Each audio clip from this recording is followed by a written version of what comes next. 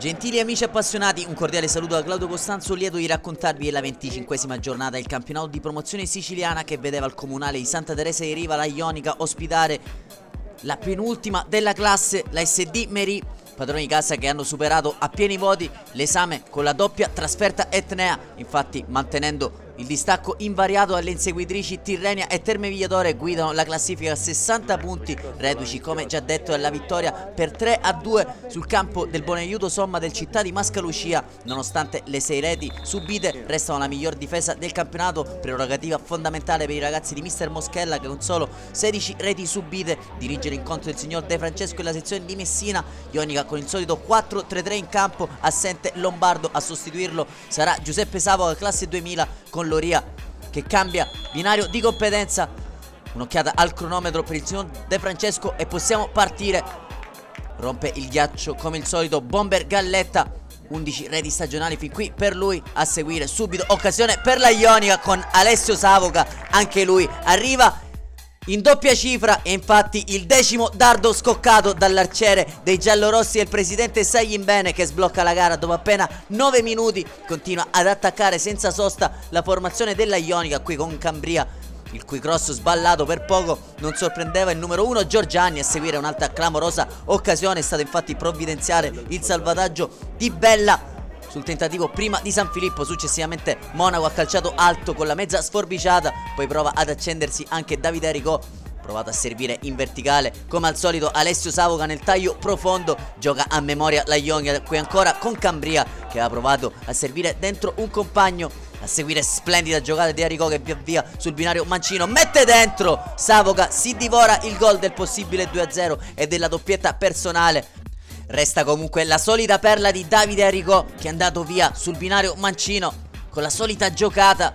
Qui continua a giocare di prima la formazione Santa Teresina che fa divertire anche il folto pubblico che anche quest'oggi gremisce gli spalti. Terminerà così la prima frazione di gioco, dopo 9 minuti a sbloccarla ci ha pensato Alessio Savoca. Si torna in campo come al solito, qualche consiglio da parte di mister Frazzica per i suoi. Merì che gestisce ora il primo possesso della ripresa, ma subito in avanti a Ionica con Loria dalla sinistra, mette dentro per Galletta, prova l'incornata il bomber della Ionica non riuscendo a creare grattacapi a Bella, li crea e come. Dall'altro lato invece il numero 7 Ancione che per poco non va vicino al gol del pari. Ancora Ionica in avanti qui con Savoca che calcia addosso a Giorgiani, infatti il classe 99 figlio d'arte si deve immolare per lasciare il risultato fermo momentaneamente per l'1-0. Ancora uno schema da calcio piazzato però della Ionica a rompere gli equilibri qui con San Filippo, palla di prima, si ritrova a Monaco tutto solo sul secondo palo, vuole mettere l'ultimo ricamo a un mosaico bellissimo, non ci è riuscito il numero 7 di mister Moschella. Dall'altro lato è Loria a dover fare la diagonale profonda per evitare guai peggiori.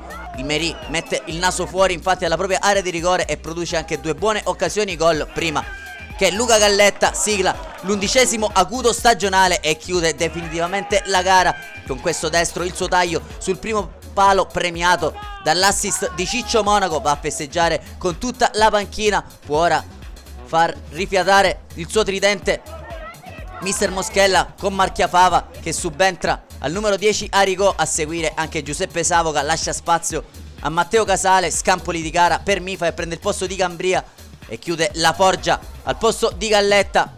Resterà addirittura in 10 il Merì per questo scellerato intervento del numero 3 Alberto Bonino, classe 97 già ammonito, raggiungerà anzitempo gli spogliatoi secondo il direttore di gara De Francesco. Ionica che a questo punto si lascia andare anche in un po' di accademia, diversi schemi da calcio piazzato, infatti liberano al tiro i giocatori in giallorosso. Qui ci ha provato Ferraro, una zolla però gli ha fatto saltare il pallone davanti. Ci prova allora la Forgia al binario Mancino a premiare l'inserimento sul secondo palo di Marchiafava che calcia però a fondo campo. E l'ultima emozione della gara, game over a Santa Teresa di Riva. La capolista Ionica archivia la pratica Merì e si prepara alla trasferta di Trecastagni, mantenendo 2 punti di vantaggio sulla Tirrenia e 3 sul Terme Vigliatore. Anche per quest'oggi allora da Claudio Costanzo non resta che ringraziarvi e darvi appuntamento al prossimo servizio.